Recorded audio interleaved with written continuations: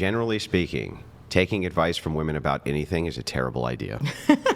Basically, always a terrible idea, and it's almost. What women are you around?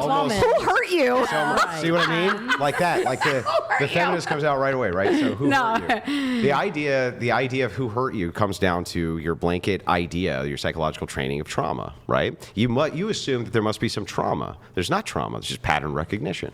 What, right. No, but it'd be your pattern recognition. Yeah, everyone's got a different pattern. Here's the thing, right? Because you do have a lot of guys that, like, if they grew up with a lot of women, then they actually do tend to go towards more women. And if they had like if they had bad right, but if they had a bad relationship, like I have a lot of guys that if they had abuse from men or bullying from men, they actually don't trust the men. You go immediately to a trauma analysis rather than a logical analysis. That would be logical. That would be logic. No. Logic. 1 + 1 = 2. If my friend group of men is mean and I go to them and they give me bad advice, then I'm not going to go to them. That's logic. That's 1 + 1 = 2. Yeah. Well, hang on.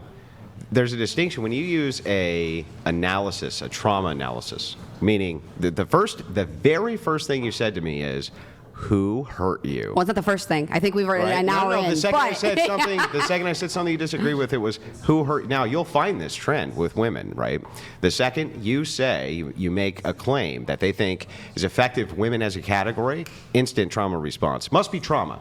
Who hurt you? What happened to you? Emotional. What is this thing that triggered this, right? And it's like. Actually, there doesn't always have to be a thing. In fact, there most often isn't. You can just use logic and reason to assess the situations around you based around the social relationships people have and determine that women usually give really fucking bad advice, especially to each other.